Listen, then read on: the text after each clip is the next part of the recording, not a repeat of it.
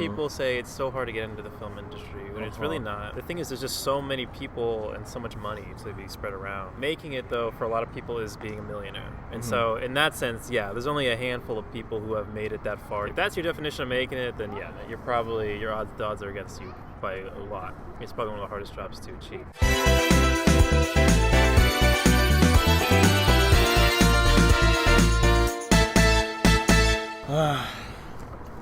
Here we are, beautiful, where are we? In Dublin, California. I'm here with Gavin Richard, and as you guys probably know by now, this is Small Talk Big World podcast where we talk about small stuff? No, it's a podcast where we talk about anything with anyone, anywhere, at any time. That's a slogan. Oh yeah, I remember that. Yeah, he has no idea what that is, but yeah, we're out here with Gavin Richard. He's a student, a filmmaker, and a famous musician. And you're not a famous musician. I am a musician. Are you actually? Yeah, you didn't know that? I was completely joking. I play a lot. I play piano, drums, guitar, and bass guitar. Okay. Thanks for going along with the joke. Oh. No, you actually play music though? Yeah. Okay. Well, Gavin's a filmmaker. It's pretty interesting because I'm also a aspiring filmmaker, I guess you would say. So I gotta ask, Gavin, what makes you think you can make it in the film industry? Well, it's just really easy. It's not the answer I was expecting at all. Okay, here's the thing, though. Yeah, your definition of make it, right? Some people say it's so hard to get into the film industry, when it's really not. Yep. The thing is, there's just so many people and so much money to be spread around. Making it, though, for a lot of people is being a millionaire. And so, in that sense, yeah, there's only a handful of people who have made it that far to be like James Cameron, or Michael Bay or something like that. People who make millions and millions of dollars every year without fail. Yeah. If that's your definition of making it, then yeah, your odds are against you by a lot. It's probably one of the hardest jobs to achieve. But for me, I'm happy making an honest living making movies. I'm not, really aspiring to be someone who is this, has 6 mansions and houses all around the world. For me, making it as a filmmaker is making a living making movies. And so I don't, in that sense, I don't think it's hard. I think it's the same way as, maybe getting 500,000 subscribers on YouTube or something and getting a video with 10 million views at the most. That to me is the same way as making it, Okay. So what about influence? Do you strive to have influence, even if you don't necessarily have money attached to that? Do you want to make a movie that reaches millions of people and has an influence on society or culture, for example? Most definitely. I think that's kind of my main goal. I would much rather be influential and make people inspired versus to make money. Obviously, I need to make money in order for this to work, but I'd much rather reach people, and that's kind of, I was writing about this in my college essays actually, where I don't want to be this traditional, just I want to go to Hollywood and make $1 million. I'd much rather upload my stuff for free on YouTube, or make a deal with Netflix or Amazon Video or Hulu or something like that, where people who they only need to pay $10 a month to watch it versus paying $15 and going out to a theater with multiple people. So it's, I think, definitely influence over profit for me. And you can reach so many people on Netflix, so that's what's really exciting. True. And we've talked about this, but it seems like you kind of want to pave a new path that goes away from the traditional movie, house cinema sort of structure, where you put things out on YouTube or Netflix that are much more cheap. What is the main incentive? Is that just because it's a cheaper option, or do you see that being the future, YouTube and Netflix and all that? I kind of see it as both. I love George Orwell. You remember that man? Yeah. Way back. He just, he wrote some of the most crazy, influential books of all time. And, a lot of the stuff, in the future, there's a lot of crazy concepts about stuff being free, for instance, YouTube has essentially replaced cable television as of now. Yeah. Essentially. People don't have cable anymore. I mean, they do. Do you have cable? My parents have cable. I never use it. Yeah. Right? My dad's saying he wants to end their cable now, and he's 62. Anybody who wants, so there's a lot of people who are dumping cable because YouTube essentially supplements that. And it's free. We don't have to pay anything for that. And, something like Netflix, where it's $10 a month and you get so many movies for that value, it's much cheaper, so it's much more accessible. But also, it's cheaper and it's accessible. So I think it's a bit of both. More people can watch it, but that's because it's much cheaper and much more available to anybody who has money or doesn't have money. Okay. So, trying to make it in the film industry, let's kind of just backtrack a little bit. We both went to the same high school, correct? Yeah. We had a few classes together. I would say there are quite a few stories that we have from those times, just because we were both like, I'd say fit into like the category of like the class clown, or like just rambunctious and loud and extroverted. So when we were both in the same class, it was like insanity. Yeah, it wasn't good. It's good for us. We had a great time. Yeah, it was the best. For the teachers, horrible. Senior year, we had comparative government. AP comparative government, which I remember you saying this. It was more like a sociology class than a civics class for like most of the year. Definitely. I mean, that's probably because Mr. Bellows is so focused on that. I mean, we still learn about like punk rock because it was Mr. Bellows, and he loves punk rock. I literally took a sociology class, and we like went over some of the same things, and it was with him. So. Yeah, me too. Yeah. So that was him. But should we mention this about as well? Yeah, do it. Well, in that class, sorry, Mr. Bellows, if you're watching this. Oh, that would be horrible. Listen, Mr. Bellows, we love you. Okay, we bro. respect you as a man. You were the as best. A husband, you were the respect best. you. Congratulations on your kid. I don't think we were there when he had the kid. Does he have more than one kid? Yeah. See, that's what I was saying. Okay. He was having another kid when we were there. Yeah. Congratulations. You got a rockin' beard, bro. We respect you. The class is one of our favorites. True. But we totally dogged you, bro. I know. We sort of disrespected him. We would make jokes. One of my favorite things was like when he would always leave the room. Like what kind of? I mean, I guess it's seniors. Like what are the seniors really gonna do? I sort of remember that now. It wasn't like every day, but sometimes he would leave and not come back for like until like 20 minutes into class. Exactly, right? Like he just wasn't there for the longest time. We're just like, what are we doing? Yeah. It was a sociological experiment. He was like watching us. Look at these kids. Look at these students. If so, this is not new information then, Adam. But we would pretend that he's getting. Why did we pretend that he was getting a divorce? I couldn't tell you. Oh, because he was sad. He was always sad. We just have like really imaginative, dumb minds. So one day, like in English class, which is right before this class, we were like, "Yo, Mr. Bells looked really sad in class. Do you think he's getting a divorce?" Like as a joke. And after that, just ran with it. Every time we're like, "Yo, Mr. Bells isn't great at his papers." We're like, "Yeah, man. Like he's definitely dealing with the divorce papers." He wasn't great in the papers. We're like, we would walk in class like, "Hey, Mr. Bells, like, how you doing, man? You doing all right?" Like it went for a long time. It was a long-running joke, and I don't think he found. He may have found out. I don't think he did. He never confronted us.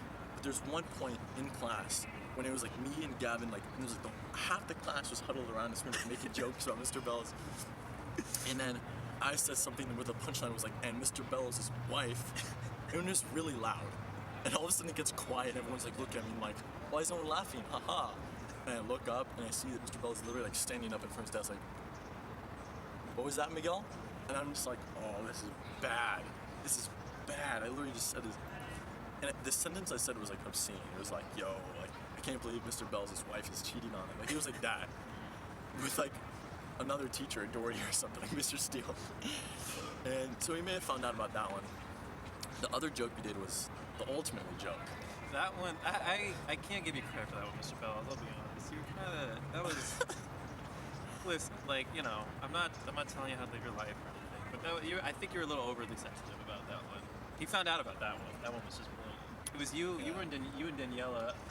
You guys, we were all tasked to write like 5 words on a piece of paper We were that in groups, like doing Socratic, the political state of like a government or something for each country, right? Yeah. Something like that. And you guys wrote ultimately because Mr. Bellows would always say, ultimately this and that. Like He said the word ultimately 30 times in class, at least, and we counted it. We literally had like a tally.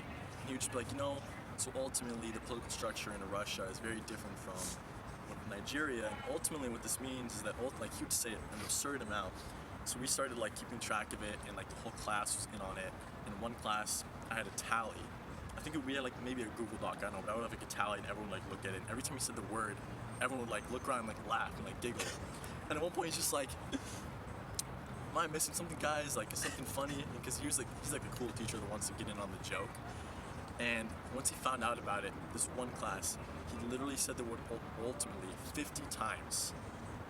Because he knew about the jokes, he was trying to like... Oh, he was counting on his fingers too. Yeah, he would He'd be be like, like, and ultimately, and his back was facing me, he would like go like this. Yeah. And it was all directed towards me. Like I got the blunt of like the punishment. And then the same thing happened in sociology without you, but Tommy was there. Tommy Bell. Tommy Bell. There were so many typos on one of Mr. Bell's PowerPoint, and here's the kicker: we're in sociology. The title of the PowerPoint was sociology PowerPoint or something. He spelled sociology wrong. Yeah, like this part's a typo. Like he knows how to spell sociology, I'm sure. Even if it's a typo, he had so many throughout the PowerPoint, and Tommy was like, "Yo, like these are really frustrating me. Like, can you just like fix it?" Because he could have fixed them. He was in PowerPoint. He could have just like fixed it right there, but he didn't. He got so like defensive. Yeah. He's like, "Tommy, like listen, guys, all right? It's not about the spelling. It's about the content. You guys got to." He was so defensive about it. I miss him too. Tommy was so uncomfortable. Yeah, I miss him too. He was. I remember he was. I had the Fist Nation thing. Should I tell about that? Yeah, just give a quick summary of what Fist Nation is. We had the Snapchat stories, the local stories had just come out where you can just make a story in a location and people can upload to that location. That had just come out. It was a new feature. We had some last year at Doherty. The seniors made it. And then this year, none of the seniors were making any of them. And I was like, we don't have anything to post to like the local Doherty Snapchat thing. And so I made one. I just made like a joking app, an anal fisting. Of course. But being in leadership, I got a little bit of heat for that. Not from Mr. Bowen. Shout out Mr. Bowen. Respect that, man. Big anal fister himself. But some of the other leadership kids, the freaking pricks, they were like, hey, you gotta take that down. Yeah. So I changed it from anal fisting to Fist Nation, which I thought was a little more. But what people would do is like, I just posted a picture of me with like a fist. Like, that was anal fisting. But everyone else started posting pictures of them with a fist. And it kind of just caught on. It literally like caught fire. Like people I didn't know would be like, "Yo, dude, get in the Snapchat." Like a guy like knows Gavin, not in the same class, and he like put up the fist. I'm like, Fist Nation. I'm like, what the fuck? Do you know Gavin? He's like, yeah, bro. Fist Nation's big, bro. I was like, what? He's like, do you know Gavin? I'm like, yeah. He's like, bro, can you like talk to him for me? Like, that was the most hilarious part, was the celebrity status. Yeah. There's videos I have that people send me at homecoming where these people are like filming me. Like multiple people are filming me, and I'm just like standing here like, can you guys like back off? Like I don't want to be. He was an icon. But Mr. Bellows is an advocate of it. He thought it was interesting because we learned about nations, what the definition of nation was, right? And he's like, this nation is actually a nation, Gavin. He's like, this is actually it's within the definition of it. For a test, one of the questions was define nation, give an example. And he said, if you can define Fist Nation correctly, Gavin, then I'll give you points for it. And I did, and I got points for that. Talked about the act of anal fisting on the test, in AP tests. Actually, points. I did use the word fisting, but I'll be honest. And I said fisters, we're known as fisters. Yeah. You have to have a name for your people and stuff like that. I guess he's a big anal fister. He has. There's a video of him doing it. Really? Yeah, I remember me and Danielle and you. Yeah, he comes up behind us, he's just like this. It's hilarious. He kind of did like a little... Yeah, he raised the arm a little too high there for my liking. I think it's a great time to give a shout out to our sponsors over at Blue Chew. If you want long-lasting endurance in the bedroom, then go for Blue Chew. Gavin's actually a big proponent and user, so anything you want to say, endorse the product. I'll be honest, like at only 19 years old, I feel like I'm slowing down. I was telling you about this the other day. Like I'm not. I mean, obviously, down. When you're 12, you're crazy, right? You know? Yeah, but off the walls. I didn't expect at 19 I'd be like, I gotta take it easy. It's crazy. Like I'm exhausted. Yeah. Not that I'm like some crazy sex guy. Okay. But yeah, you have to like take a little rest. Okay, Blue Chew help me out. Although, you know what's crazy is that some penis enhancement pills are just like Blue Chew, where they just give you a boner for a while, because apparently having a boner for that long makes your penis. So I guess it's like a. Is that true? I don't know. I mean, I haven't used it excessively enough. Got it down. All right, we're gonna go to a quick commercial of Blue Chew. Hey guys, this is gonna be my Blue Chew review. I've been taking Blue Chew for about 3 months now. When I first got it, I got the coupon. I found a coupon online that gave me the first month free. I just had to pay for the shipping. So I did that thing, and then the next month they charged me $25. And so every month you're subscribed, they give you 5 Blue Chew, and they come in little packets like this. That's why it's a mandatory for transfers, because we take college classes.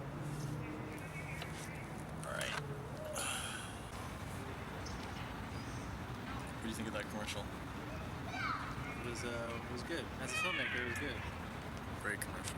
Great commercial. So we're back now, and Gavin and I were just discussing dating apps. It's quite popular among the youth these days, especially in college. And you told me that you had recently said quit all of them. Walk me through that decision. I had two. I don't think it's Tinder and then Grindr, Bumble. Okay, okay. It was Tinder and Bumble. Classics. It's just like you're not really gonna. I'm not like a hookup guy, Not that I'm like against that or anything, or like I wouldn't do that. That's just like I'm too much of a pussy to just hook up when I first meet someone. So I think obviously for Tinder I could I matched with people on Tinder, not on Bumble though, which I thought would be the more one I would match with. But I matched with people on Tinder, but like it just didn't. You talk to someone, it doesn't really go anywhere most of the time, and if it does, it's like a hookup thing, So it's not really a dating app, I would say. It's a social network, I would say. And Bumble I liked a little bit better, even though I didn't get better results. But there was like you were kind of required to put more information. Because Tinder, like you'll just see like a photo of someone, you're like, what the fuck, is this person even real? I don't know. With Bumble, like you can even verify on Bumble that it's you. So if you don't see a verified profile, you can be like, this could be a bot. But yeah, they were fun, but it's a free app. It's as entertaining as like a game, So it was true. I encountered a bot actually the other day. It's a curious situation. I matched this girl, and immediately she started texting me, saying like flirting, like really strong, just really explicit things. And I was like, okay, this girl is probably a bot. Like I'm like 85% sure. And then she asked me for my number. Okay. And then we were texting, and all of a sudden she's like, do you want to have fun? Which is like, first of all, you want to have some fun? It's like the most weird way to put that. And at that point I was like, okay, cool. Send me a photo of you saying the word, or a video of you saying the word cantaloupe. Right? Because that's going to like show. It's a bot. And she's like, oh, I'm too lazy to do that right now. And I was like, oh, okay. At that point, my new mission was to like get this person arrested. Because what I was going to do is get the person's address, which could be an 80-year-old man, we don't know. And then call the police and like, yo, I think there's this like potential predator who lives at this address, go get him. And it didn't work. I think he was on me. Because when I was like, oh, okay, never mind, it doesn't matter. Let's have some fun. Cool, what's your address? They just never responded. So I think they caught on. He's probably done that a bunch of times. And then you asked, what hospital was it born in? And then they said immediately, and you're like, come on, Dad, I know it's you. He's like, sorry, but I was just making sure you weren't doing drugs, man. Yeah. Can you imagine a dad going on Tinder to make sure their kid isn't doing anything inappropriate? I think I have a theory that you will never be able to find real love if you're still on dating apps. Yeah. Maybe. An app. I think an app. Because my parents, they met on a website, but it was like one of those like you pay like $30 a month. It wasn't like you just sign up for free. It was legit. Yeah, it was a legit thing. But the best part I think was seeing people you knew. It was so funny to see them on there because they're different. They're not. You're not like that. Yeah. That's true. I did run into like quite a few people I knew from high school. I always met, no matter what. If I was attracted or not, I'd always. I'd always say right. Just like, courteous. If you match, it's like, hey, what's going on? I know. How you doing? Did you match her? No, I didn't see her on there. I found her and I was like, what? You're in like a committed relationship. I was like, okay, but she probably just never deleted it. But I swiped right. Because she was in Pennsylvania when you did that, right? Mm-hmm. Yeah, I can't imagine that she's in Pennsylvania. Wait, no, she wasn't because I matched her. It was over break. It was over the summer. Oh, okay. And she's in a committed relationship of like 2 years or something.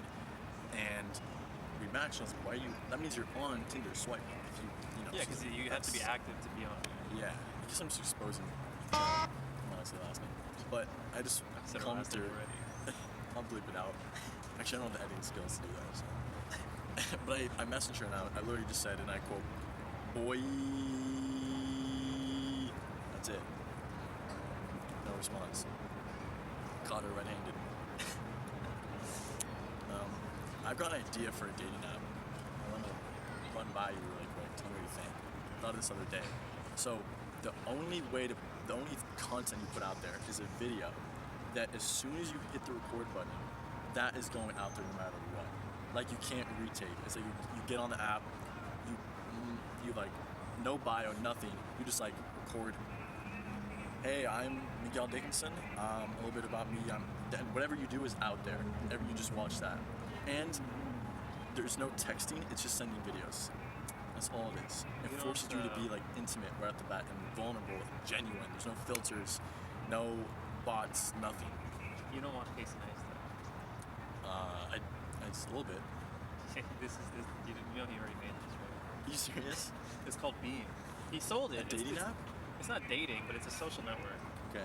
It's exactly what you just said. You film yourself and you can't edit it. You can't add filters or anything. It's just supposed to be about being vulnerable with other people. But was it a dating app? I mean, I don't see how your concept though would translate to a dating app. Like, if you can only film yourself, how do you message someone? You talk? What do you mean? You video more video? Yeah. That is so much internet traffic that you're gonna generate. You're right. Who gives a fuck though? Contact Mark Zuckerberg, ask him for the processing. It's gonna be tough. Me and Mark aren't on good terms since Thanksgiving. But I think most people would be turned off by it because, especially millennials or Gen Z or whatever, because it's like, oh, I have to film myself, I have to talk to people. You can't hide behind texting or, you know. But realize what you just said. You're making a dating app that doesn't appeal to millennials. I'm saying probably the biggest population you want to target is millennials. I'm not saying it's gonna be successful. I'm saying it's a great idea for certain people, for like-minded people like myself. Well, Beam was kind of a failure. Really? The thing is, you have to gain popularity. You have to sell it to stupid people for it to be successful. You can't just make an app. I mean, you could make an app for yourself and just use it by yourself. Yeah, I'll just use it by myself and like a few other girls. To keep up with that video traffic, while also, you know, trying to run the app and get people to go on it. It's not gonna. I don't think it's good. The ends don't justify the means. Okay. How is Beam doing? Beam he sold it to CNN. Really? It was this hilarious thing where he made the video. But remember the Hillary Clinton video? Where he's like, "I'm voting for Hillary Clinton." It was like a huge video. Yes. A lot of people were like joking around. I mean, they were. Some people were legitimately accusing him of this, but they were saying that he got paid by Hillary Clinton like a ton of money to make that video, and then a month later, it's reported that his company sold to CNN. People were like, "Oh, he's jumping ship on everything." Yeah. You know, but the reality is, you know, the company being sold takes a long time. He didn't sell it like in 1K. Yeah. But also, he didn't get paid by Hillary. I don't think. I mean, how did he get paid? But he doesn't do that. Yeah. And another thing, the Beam. Yeah, apparently he sold like the company. He didn't really sell the product. 'Cause I don't think CNN has that happening. But they got like the team of people to do it. And so that's what happened. Interesting. Well, I'm still gonna go through this dating app idea. If anyone out there is interested, write down in the comments. I'll sign up. Yeah. To give you a little courtesy profile. Dude, wouldn't it be cool, don't you think, to see? Imagine scrolling and not seeing photos of the same cleavage or butt pics or whatever, or same bio that says I'm here for a good time, not a long time, stupid shit like that, and just seeing a video, 30-second raw video of something. Wouldn't that be interesting? Wouldn't you be curious to see what people would show? What they would say? I'd be curious to see what people who wouldn't sign up for the app would like to say. But people who do, I feel like they sign up because they don't have interesting things to say. You know. Speaking of dating apps, what movies have you seen lately? What movies have we seen lately? I feel like I just watched something. Well, I'm gonna see The Irishman on Netflix because that just got added. Yeah. Although it's like 25 hours long, so I gotta make time for that. We're gonna see Knives Out tonight by Ruin Johnson. It's got a lot of big names in it. Yeah, it Captain does. America, the one 50-year-old blonde lady who's in a lot of rom-coms and stuff. Daniel Craig. Whoever that is, the guy who was in a bunch of those movies. Sorry, you don't know who Daniel Craig is? I have no idea. You know who Brad Pitt is, right? Yeah, I know Brad Pitt. Quiz me. Ask me like a movie question. Movie question? Anything you want. What movie has won the most Oscars? Oh, shit, I should know this. I shouldn't. Most Oscars. I feel like if you told me, I'd be like, yeah. Give me like 3 options. I'll probably guess it. Okay. Let's see. It's Love the Line. I'm trying to think of the movie. Okay, well, let's say La La Land. Okay. Lord of the Rings. Okay, it's not La La Land. and then Shape of Water. Out of those three. Lord of the Rings. Yeah. I kind of made. I didn't do a good thing. I was trying to think of movies that won a ton of Oscars. There was a movie that won 7 Oscars. Oh, I should have said 12 Years a Slave. That movie won a ton of Oscars. But it was Return of the King. Yeah, it won 11. I didn't even see any of the Lord of the Rings, full disclosure. Except for The Hobbit. That's not part of the original trilogy or series. You just lost like a week. I don't give a fuck. No, The Hobbit is like the prequels to Lord of the Rings. Oh, that was garbage. The Hobbit was garbage? Yeah, that's what people generally think. It's garbage. What else? What's your favorite movie? I'm not like a huge favorites guy. Like we were talking earlier about I don't really have a favorite actor, but we did this thing with my film club from high school where we made our own top 10 movies list and we shared them. And I ended up with The Royal Tenenbaums by Wes Anderson, which I stand by. I consider that, like, if I were to defend a movie against everyone else, I think I would pick that one. I watched Pulp Fiction for the second time last week. Liked it better than the first time. You didn't like it the first time? I thought it was... You better be careful what you say. I didn't really like it that much. Fuck Quentin Tarantino. No, I thought it was like a legit... I thought it was like a 4 out of 10 the first time. But full disclosure, I didn't finish it the first time. So then, watching the ending made it better. But here's what I thought about it. At the end of the day, good movie. Not a great movie, I think. Good movie. Problem with it is it seems less of a there seems to be less of a general storyline than kind of this disjointed array of scenes that are sort of interconnected but not really tied together seamlessly. And it seems like I'm watching them play, like one scene, another scene over here, another scene over here, another scene way back here. Oh, this cool climax scene where they're in the diner. Which is a great climax scene, and then it ends. And well, do you know what the concept of the movie is? Why it's called Pulp Fiction? Yeah, because Pulp Fiction is like the pop culture, like literature back then was called Pulp Fiction, like the comic books and shit. Well, not the comic books. Well, pulp is a term for books. Pulp is like It's cheaply made books because they're stories that are kind of forgettable. Like they don't really. It's not like Harry Potter or The Hunger. So it was supposed to be that. Yeah, Pulp Fiction was supposed to be just these So stories that kind of meander. movie. You know, he's not trying to make a bad movie. He's trying to make like a novelty movie. You know, that's the thing. Okay. He does, and that's Quentin Tarantino's like thing. Like Death Proof is a complete novelty movie. So Gavin, as you were saying, before my camera turned off for the 15th time, M. Night Shyamalan's director injects a lot of comedy into his movies, and that's a sign of a high IQ. Well, just good writing. You know, I think you should have elements of any kind of genre in your movie, but also that the fact that you can understand something and make fun of it. Shows intelligence, shows a profound understanding of it. That maturity, you know. It's like I can get past the fact that this is... I'm not taking myself too seriously, but I'm taking myself seriously enough that the audience believes my story. Very true. Would you make a movie about yourself? Would you do that? It's a little... So the thing is, right, I forget who said this, maybe F. Scott Fitzgerald or Ernest Hemingway, one of those dudes. Yeah, one of those fuckers. Yeah, one of those guys. Has-beens. They haven't really done much lately, you know. They haven't really written much. Yeah, them and Michael Jackson, right? I know. I haven't seen a single from MJ in a while. But one of them said, you know, if your characters aren't based off real people, they're caricatures. And what he meant by that is that, like, if you don't incorporate elements of real things that happen in the world, your story's not real. And no one's gonna believe it, and no one's gonna like it.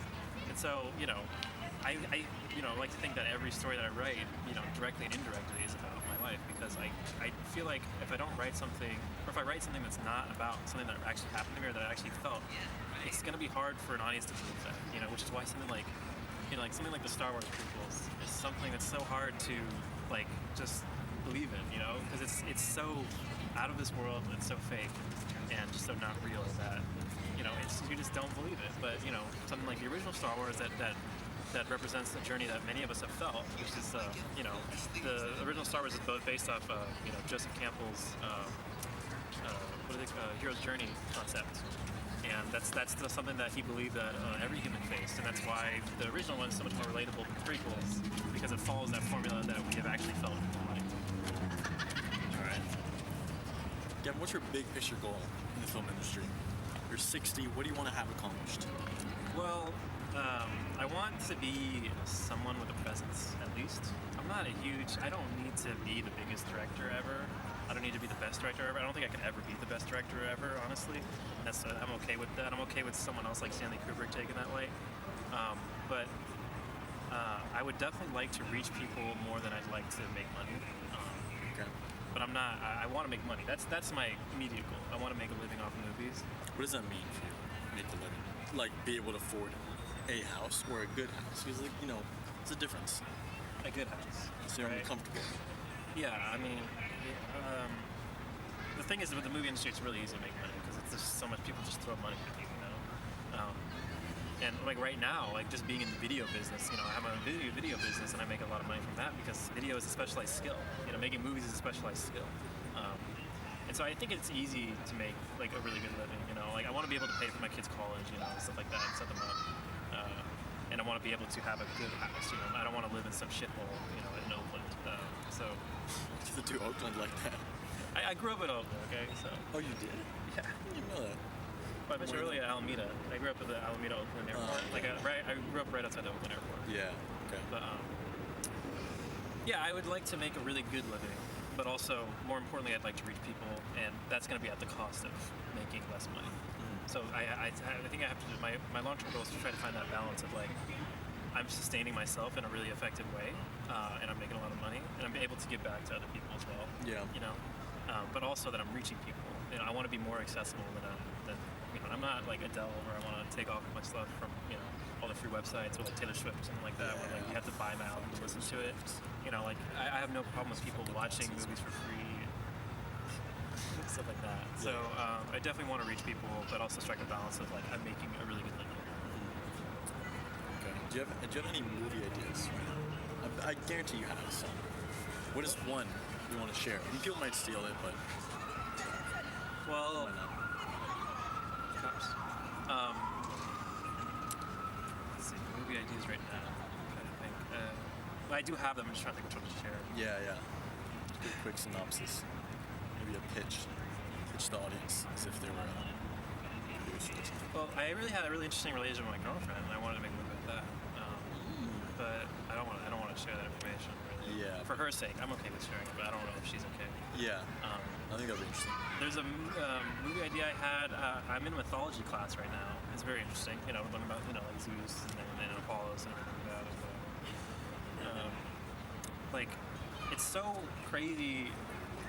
As someone who knows about like the alien world and stuff like that, not that I know the aliens exist or anything, but like I read about that kind of stuff, like theories that people have about, maybe, like aliens, what they've done, with humanity and stuff like that, like pyramids and like dollar bills and shit like that, like what are those mean? So mythology really aligns, like really creepily with like alien theories. Yeah. And I want to make like kind of like a science fiction movie about the mythology. Because a lot of these mythology movies, they're like action movies, or like they're really fictional. I would want to take a realistic scientific, like try to explain the Greek mythology, but like try to explain it in like a real scientific way. How many ideas do you have? How many ideas would you say? Well, I'm kind of like a David Fincher kind of guy, where I kind of like, I feel like there's so many stories already out there that making up my own is kind of too much effort. And it's like, why not just take one that's really good? Like for me, I still think that Animal Farm needs a good movie.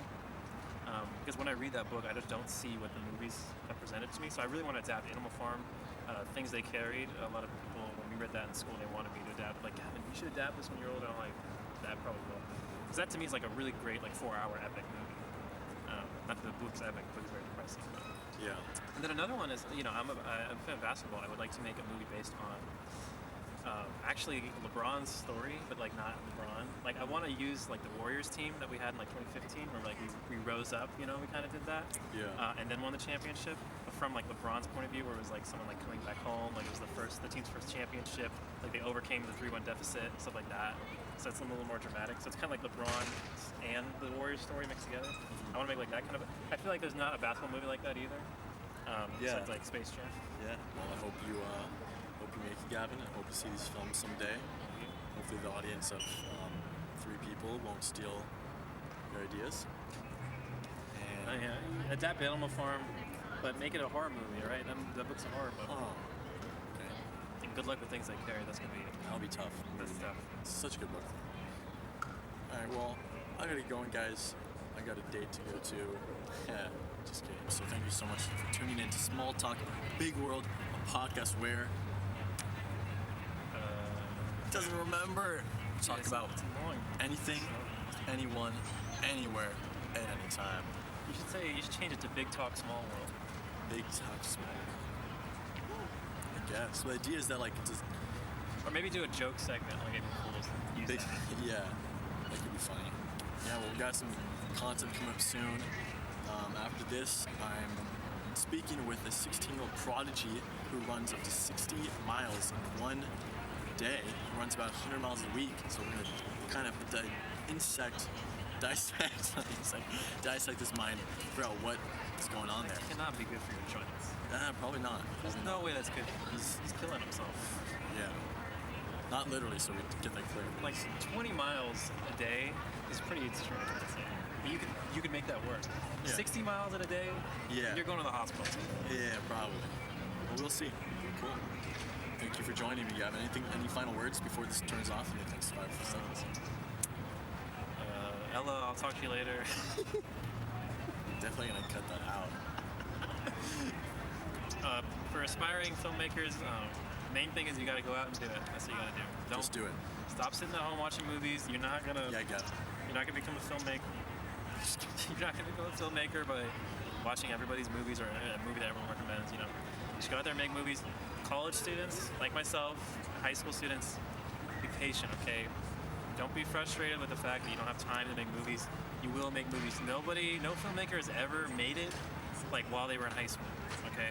Unless they were given it. It was given to them. But no one's ever made movies over and over again to the point where they got famous at that time. They just don't have time. So just wait, maybe finish college,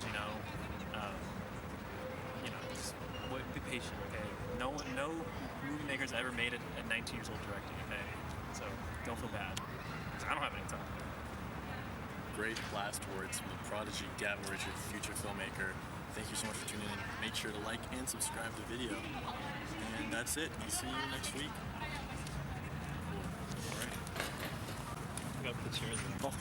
Oh my god, I'm Dexter, I'm the smartest motherfucker on the planet. Fuck Jimmy Neutron, I'm the smartest kid in the motherfucking universe. Oh my god, I'm Dexter. Dexter's Lab. Dee, get out my lab. Hoes on my slab, bitches in my lab. Damn, I'm Dexter, I'm a scientist. Hoes on my dick, wanna cheat off my test. Wanna